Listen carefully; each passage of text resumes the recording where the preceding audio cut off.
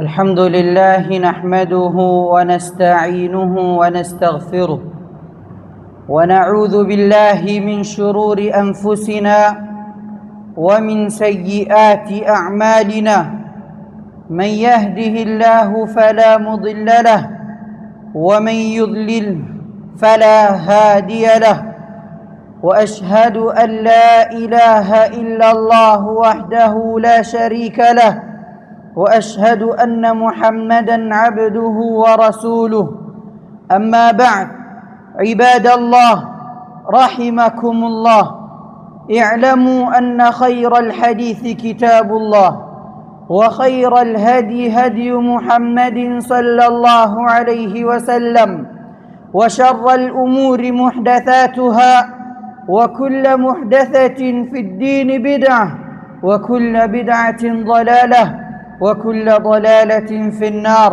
اللهم أجرنا من النار أوصيكم ونفسي بتقوى الله عز وجل فقد فاز المتقون قال جل جلاله إن للمتقين مفازا وقال تعالى يا أيها الناس اتقوا ربكم الذي خلقكم من نفس واحدة وخلق منها زوجها وبث منهما رجالا كثيرا ونساء واتقوا الله الذي تساءلون به والأرحام إن الله كان عليكم رقيبا وقال تعالى يا أيها الذين آمنوا اتقوا الله حق تقاته ولا تموتن إلا وأنتم مسلمون وقال تعالى يا أيها الذين آمنوا اتقوا الله وقولوا قولا سديدا يصلح لكم أعمالكم ويغفر لكم ذنوبكم ومن يطع الله ورسوله فقد فاز فوزا عظيما جعلني الله وإياكم من الفائزين بعدكم حميد Mwenyezi Mungu Subhanahu wa Ta'ala na kumtakia rahma na amani kipenzi chake mtume wake Muhammad salawatu rabbi wa salamuhu alayhi. Ndugu zangu katika Uislamu, Allah Subhanahu wa Ta'ala ametuneemesha na neema nyingi sana, neema tunazozijua na neema tusizozijua, na neema kubwa ambayo Allah ameniruzuku mimi akakuruzuku na wewe ni pale alipotuchagulia dini yetu ikawa ni dini ya Uislamu. Alhamdulillahi alladhi hadana lihadha wama kunna linahtadiya laula an hadana Allah. Sifa zote ni zake Allah Subhanahu wa Ta'ala, Allah ambaye ametuchagua akatuongoza, na kama si Allah kutuongoza leo tusingekuwa miongoni mwa Waislamu. Ibadallah, amma unwani ya khutba yetu ya leo, kichwa cha habari, heading yake inasema athabatu ala dini fi zamani al-utla, kuwa na thabat juu ya dini yetu katika msimu huu wa holidays ambao tuko ndani yake. Bila shaka tunajua ya kuwa mashule yamefungwa, watoto, vijana, wasichana wote wako manyumbani. Kwa hiyo nasaha hii ya waendea wao, na khutba yetu hii tutaigawanya katika sehemu tatu. Sehemu ya kwanza nataka kuzungumza na vijana wenzangu. Sehemu ya pili nataka kuzungumza na wazazi wetu. Sehemu ya tatu nataka kuzungumza na walimu wenzangu. Ama tuende kwa kijana mwenzangu, kijana ambaye ni Muislamu. Nasaha hii ikufikie wewe mwanzo, inifikie mimi, alafu ichukue na mikono yote miwili, nafungua moyo wako uyahifadhi haya nitakayokuambia. katika muda huu ambao tupo katika utla, ewe kijana wa Kiislamu, ihfadh waqtak, hifadhi wakati wako, kwani wakati unaenda mbio. Waweza shangaa muda huo ushaenda. Kwa hiyo uhifadhi wakati wako isije ukapotea. Tukitizama katika Qur'anul Karim, Allah subhanahu wa ta'ala anatueleza ya kuwa mwanadamu huyu Allah subhanahu wa ta'ala alimtoa katika matumbo ya mamake. Wallahu akhrajakum min butuni ummahatikum la ta'lamuna shay'a. Allah alimtoa huyu mwanadamu katika tumbo la mamake, hajui chochote. Akaishi akawa kijana, akaenda mbio, kisha wa minkum man yuraddu ila ardhil umur, na miongoni mwenu ni wale ambao wataregeshwa at the lowest point of their life, chini kabisa, hawaelewi, hawajui chochote, la ya'lamuna shay'a. Kwa hiyo kijana mwenzangu, chunga wakati wako huu, isije ikafika wakati huo huna uwezo tena,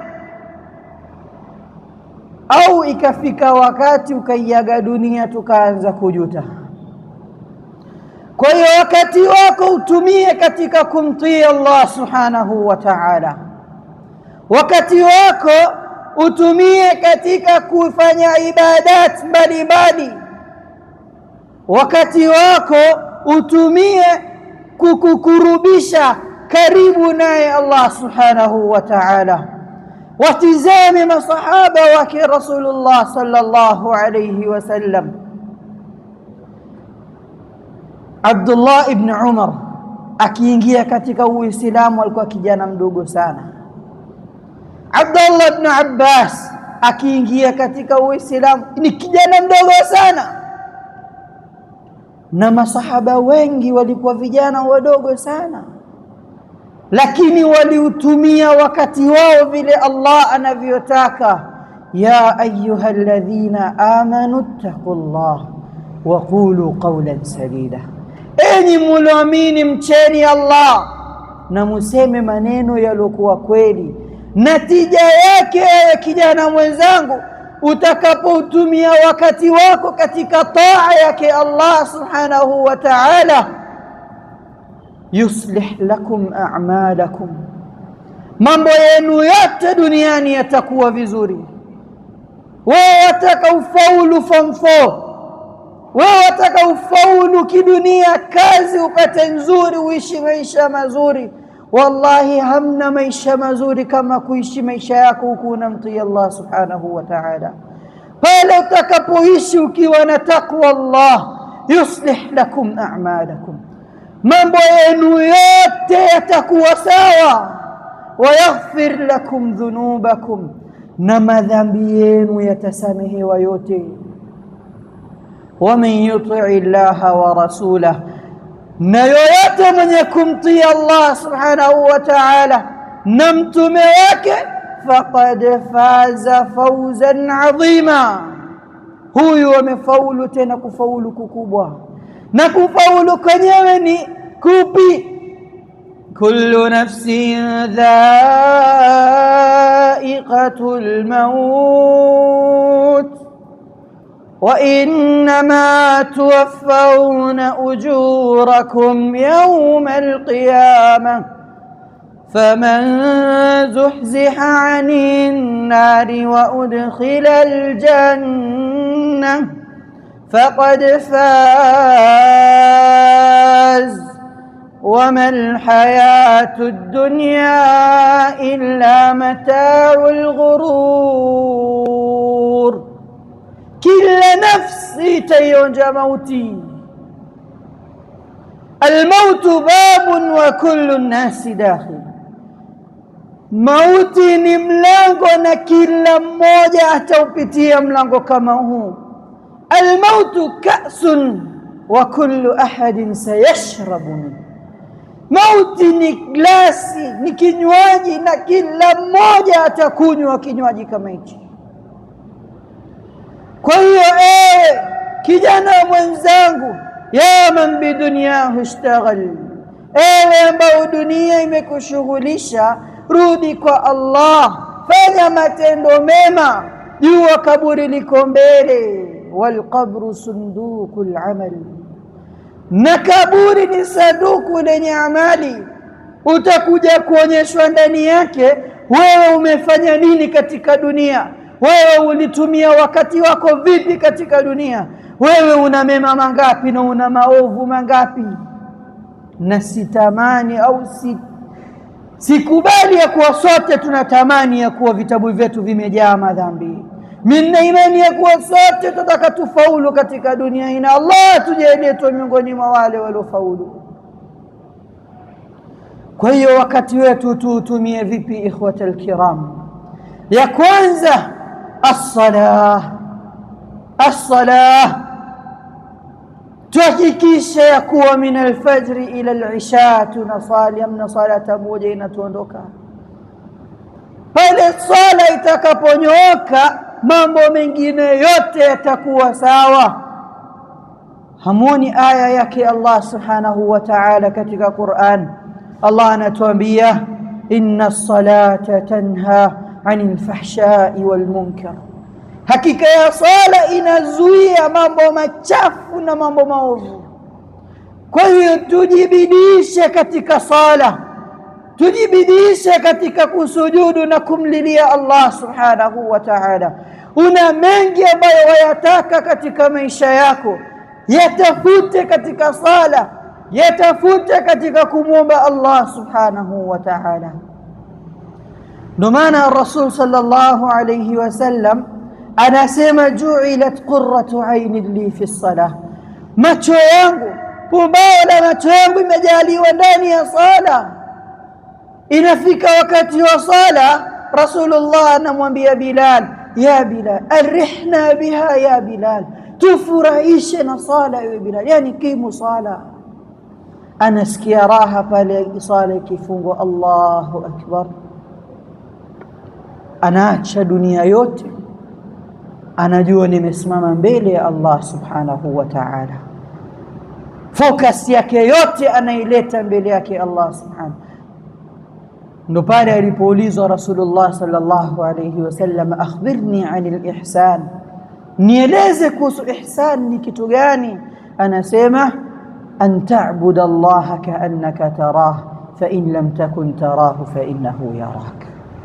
Mwabudu Allah kana kwamba unamuona, na kama humuoni Allah basi jua yeye Allah yakuona, yeye Allah yakuona. Jiulize, unahisi raha kiasi gani unamaasi Allah subhanahu wa ta'ala, na Allah anakutizama.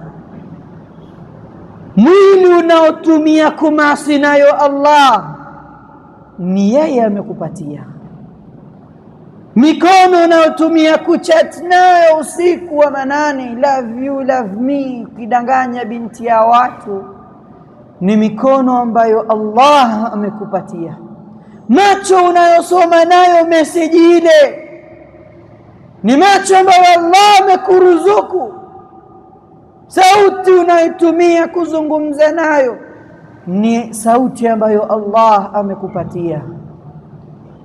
Alafu amekupatia neema zote hizi na anakuona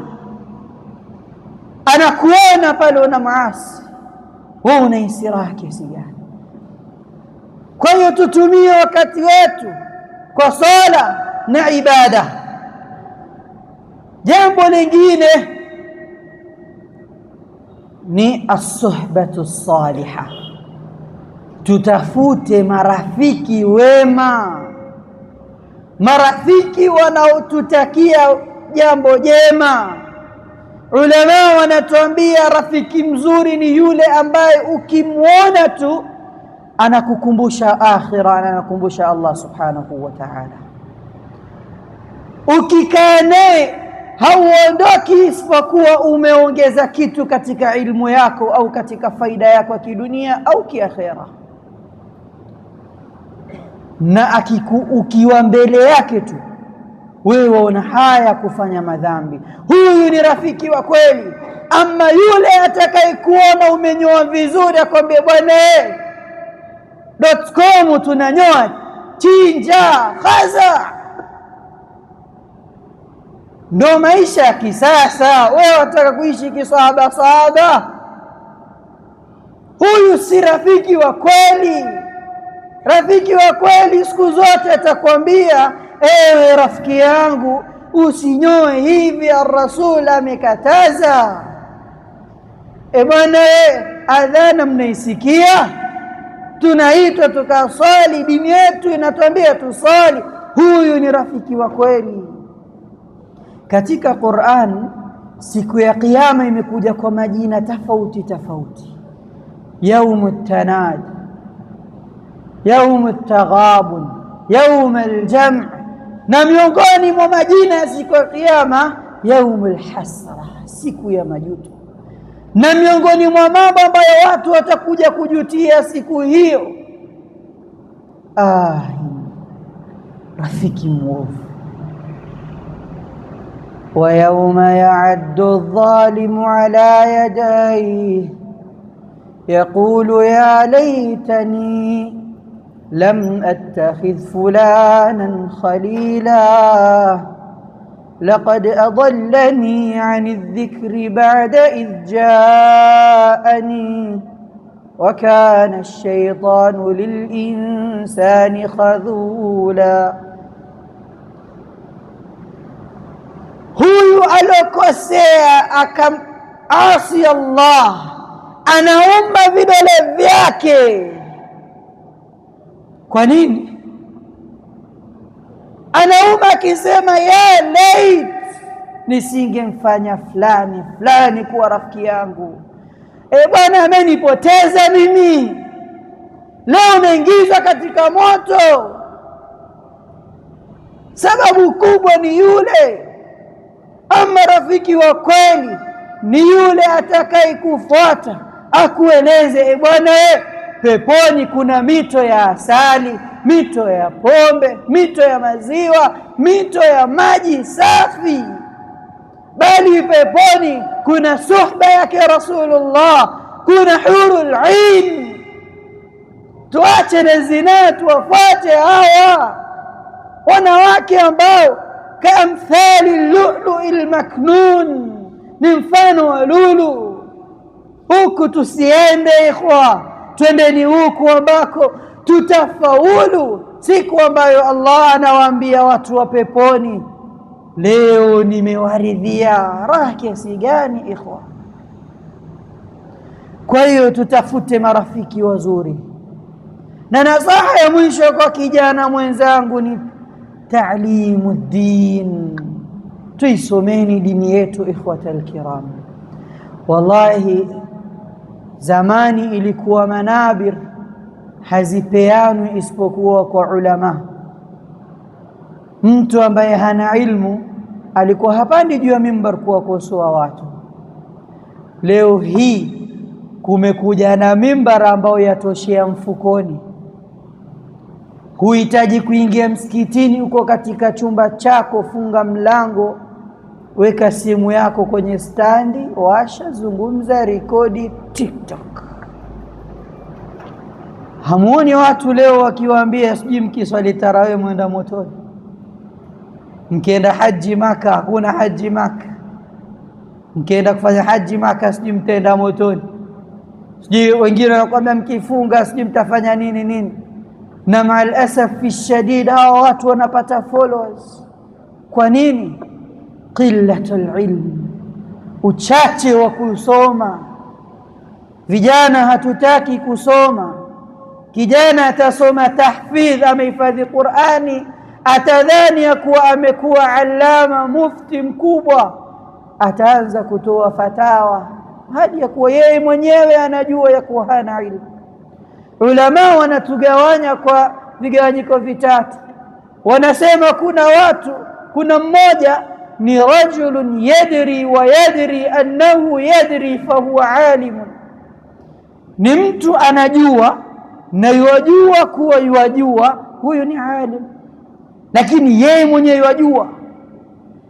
Mfuateni musome kwake. Mtu wa pili, rajulun la yadri wa yadri annahu la yadri, ni mtu ambaye hajui na yajua kuwa hajui, huyu ni mwanafunzi, kakae mbele ya ulama usome. Na mtu wa tatu hatari, rajulun la yadri wala yadri annahu la yadri, hajui na hajui kuwa hajui, na ukimwambia hataki kukusikia na hajui. Hii ni hatari. Kwa hiyo tutoe wakati wetu. Na sasa hivi watu wasema lakini wajua mko busy shuleni. Shule zimefungwa. Kwa nini tusikae tukaisoma dini yetu tupate kumjua Allah? Si faradhi kila mmoja awe shekhe, lakini ni faradhi kila mmoja asome dini yake aijue.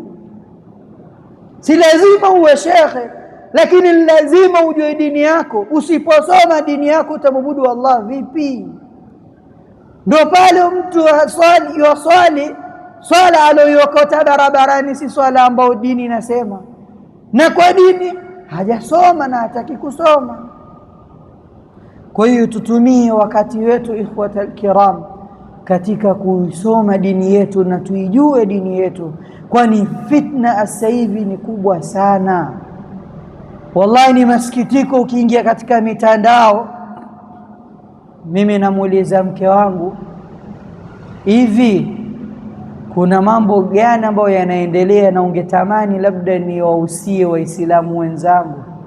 Asema wallahi inanisikitisha, ukitizama TikTok mabanati wa Kiislamu wanajirekodi wakiwa uchi, kijana wa Kiislamu na wa kike wanabusiana huko wakirekodi video, na ni jambo la kawaida. Wanaona kijana wa Kiislamu anampakata binti wa Kiislamu, wanarekodi video eti TikTok contents. Kijana na binti wa Kiislamu wanadansi wakipost, wala hawaoni aibu yoyote. Wallahi tutarudi kwa Allah na tutaulizwa ikhwata alkiram, isije ikafika wakati huo tukawa ni majuto tu. Kwa hiyo nasaha nne hizi, kuna nasaha nyingi, lakini hizi nne hizi ikhwa tuzishike. Ya kwanza ni chunga wakati wako. Ya pili sala. Ya tatu tafuta rafiki mzuri. Ya nne, ewe kijana mwenzangu, toa wakati wako isome dini yako, isije ukapotea kesho ikawa ni majuto. Pale wa umekufa unamwambia Allah, rabbi irji'uni la'alli a'malu salihan fima tarakt, Allah nirudishe duniani ili nifanye mema ambayo sikuyafanya. Itakuwa too late ikhwata alkiram. Nasaha nne hizi ziende kwa vijana wenzangu. Nasaha kwa wazazi wetu. barakallahu li wa lakum wa lisairi almuslimina walmuslimat fastaghfiruh innahu huwa alghafurur rahim wa huwa albarrul karim.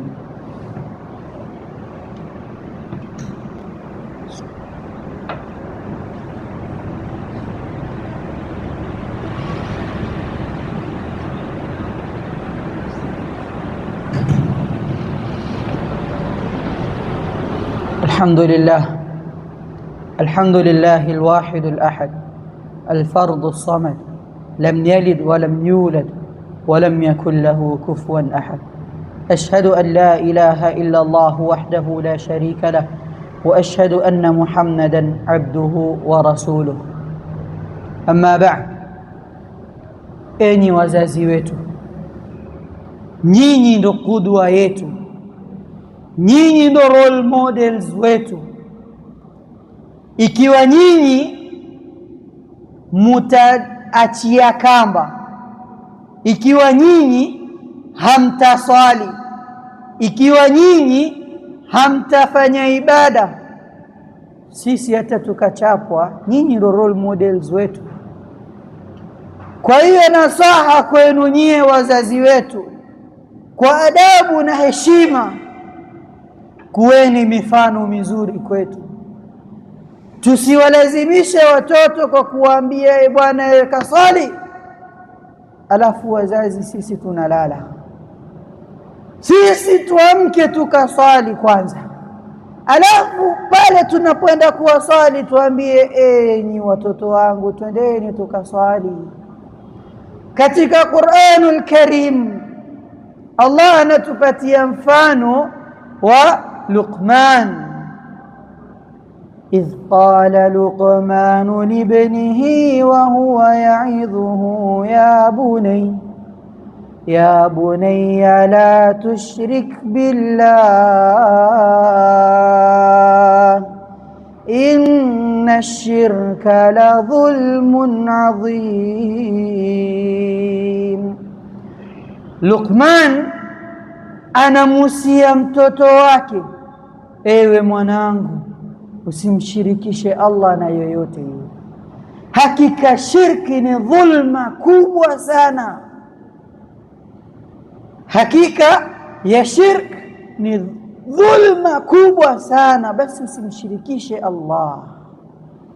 Ya bunay innaha in taku mithqala habatin min khardalin fatakun fi sakhra أو في السماوات أو في الأرض يأتي بها الله.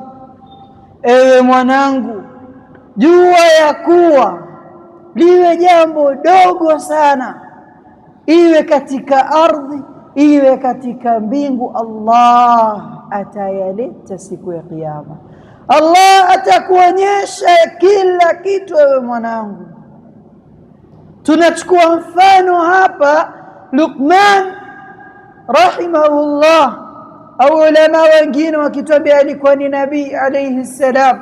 Iwe ikhtilafu yoyote, faida tunaochukua hapa, anamkalisha mwanae, anamweleza ya kuwa ewe mwanangu, hapa usimshirikishe Allah. Jua ya kuwa kila kitu utakachokifanya katika mgongo wa ardhi, Allah atakuja kukuonyesha siku ya Kiyama. Wewe mzazi, ni wewe uwe role model kwa mtoto wako, kabla hata ya kumpeleka kwa ustadhi, kabla hata ya kumpeleka kwa mwalimu.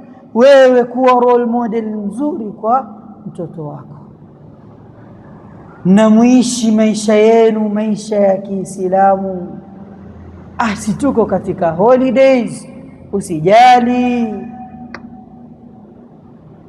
usijali, sisi tutaenda cinema turudi saa 7 fajr, sisi tutaenda kutembea kwa makoti, swala taswali baadaye. Na nasaha nyingine ni sisi tutoe wakati wetu tuwapeleke hawa watoto wakasome dini yao. Hawa watoto wakasome dini yao. Maalasaf shadid, salatul fajr watu wanasali, mtoto amevaa begi limejaa vitabu, tafikiri yupo katika gym yafanya mazoezi, yuko katika back workout ama leg workout. Asubuhi amesimama barabarani, huku kuna swaliwa, yeye yasubiri basi ya kwenda shule. Sasa shule zimefungwa, madrasa, mbona hakuna effort hii tunawapeleka watoto wasome dunia, hatuiweki katika dini yao? Ndio kijana mmoja yupo katika sakarat, babake amekaa karibu naye, amwambia mwanangu, nasikitika. Yule mtoto amwambia, wallahi ya abi, nitakushtaki kwa Allah. Wewe ulinishikia kamba, ulinishikia ngumu, nikasoma, nikapasi primary, nikapasi secondary, nimepasi university, nimepokea shahada jana tu, leo narudi kwa Allah, shahada hiyo haijanifaidisha. Wallahi nakushtaki kwa Allah, wewe hukunisomesha dini yangu mimi. Hivi tuna wangapi leo watoto wetu tunashikia ngumu katika mambo ya kidunia, lakini akhera hamna kitu. Wangapi leo dunia watoto wetu tunaiendea mbio, tutatafuta basari, tutatafuta michango ili akasome mtoto wangu awe pilot. Bana, mbona mnataka utapeleka madrasa na sisi tutataka madaktari wa Kiislamu, na sisi tutataka lawyers wa Kiislamu, na sisi tutataka jaji wa Kiislamu, sisi tutataka MP wa Kiislamu, sisi tutataka magavana wa Kiislamu. Kwa hiyo lazima asome. Wallahi hatuwataki wowote kati yao kama ibada zao wao wenyewe hawazitaki. Hatuna haja na daktari mzuri lakini hana taalluq na Allah, huyu atakuwa tapeli. Huyu shida ndogo atachukua mamilioni kwa sababu hana hofu ya Allah. Kwa hiyo msomeshe mtoto wako amjue Allah kwanza, kisha baadaye awe atakayekuwa, lakini amtambue Allah. Nasaha ya tatu na mwisho nifunge khutba kwetu sisi walimu. Wallahi sioni haja ya kuwa watu wamefunga shule na tuwekee watoto eti holiday classes. Hakuna haja.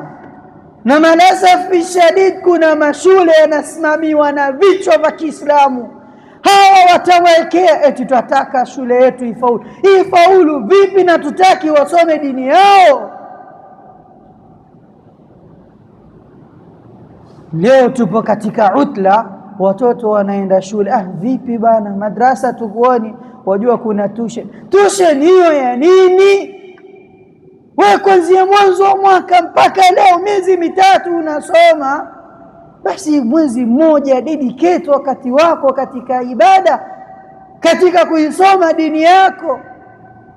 Lakini sisi mwanzo kama wazazi na sisi kama walimu tumedisupport jambo hilo, na ndio maana likawa zamani ilikuwa tukienda shule asubuhi mpaka mchana mtoto yenda madrasa. Pole pole ka skuli kuanzia asubuhi saa 2 mpaka asri. Mara wasikia shule yaanza saa 12 mpaka magharibi. Shule yaanza ambiwa fajr usali hapa wewe. Mtoto atoka, ndo mmoja juzi atuambia mtoto atoka nyumbani giza, akirudi nyumbani ni usiku giza. Matokeo si yatakuwa giza tu bwana. Sisi walimu tunatakiwa pia tufikirie, na hasa nazungumza na Waislamu wenzangu, tulitie katika akili hawa watoto wallahi wana haja ya kuijua dini yao. Hawa ni walimu wa kishule. Walimu wenzangu wa madrasa, tufundisheni ikhlasan lillah, na tusitarajie kuwa tunasomesha kwa ajili ya mwisho wa mwezi. Naam, tunahitaji kulipwa. Naam, tunahitaji kuwalisha familia zetu, lakini wallahi tukikataa kujitolea kuwasomesha watoto wetu dini lillahi, kesho tutakuja kuulizwa. Hadithi moja inanipatia huzuni kubwa sana mimi. Miongoni mwa wale wa kwanza kuingizwa katika moto wake Allah ni akina nani? Alim, mwanachuoni. Watu watamuuliza, bwana wewe, si wewe ulikuwa mkali juu ya mimbar ukitukataza? Nasema naam, nilikuwa nikiwaamrisha na mimi mwenyewe sifuati, na nilikuwa nikiwakataza lakini mwenyewe nafanya. Tuchunge sana kwa sababu tuataka rahma na radhi za Allah na so ghadab na adhabu yake Allah. Kwa haya machache tunamwomba Allah subhanahu wa ta'ala atujalie min alladhina yastami'una alqawla fayattabi'una ahsana. Kisha niusie na kuiusia nafsi yangu kumsalia Mtume sallallahu alayhi wasallam. يقول الله تبارك وتعالى: إن الله وملائكته يصلون على النبي يا أيها الذين آمنوا صلوا عليه وسلموا تسليما. اللهم صل على محمد وعلى آل محمد كما صليت على إبراهيم وعلى آل إبراهيم إنك حميد مجيد. اللهم ارض عن الخلفاء الراشدين أبا بكر الصديق وعمر الفاروق وعثمان ذو النورين وعلي بن أبي طالب ورضي الله تعالى عن كل صحابة رسول الله أجمعين وأنا معهم برحمتك يا أرحم الراحمين. عباد الله رحمكم الله، اعلموا أن خير الحديث كلام الله، ونسأل الله تبارك وتعالى أن يهدينا جميعا وأن يهدي أمة الإسلام. اللهم أعز الإسلام والمسلمين وأذل الشرك والمشركين ودمر أعداءك أعداء الدين وانصر جيوش المسلمين. اللهم انصر إخواننا المستضعفين في كل مكان يا رب العالمين. اللهم أصلح أحوالنا وأحوال أبنائنا وأمهاتنا وآبائنا برحمتك يا أرحم الراحمين. إن الله يأمر بالعدل والإحسان وإيتاء ذي القربى وينهى عن الفحشاء والمنكر ولذكر الله أكبر والله يعلم ما تصنعون. أقم الصلاة.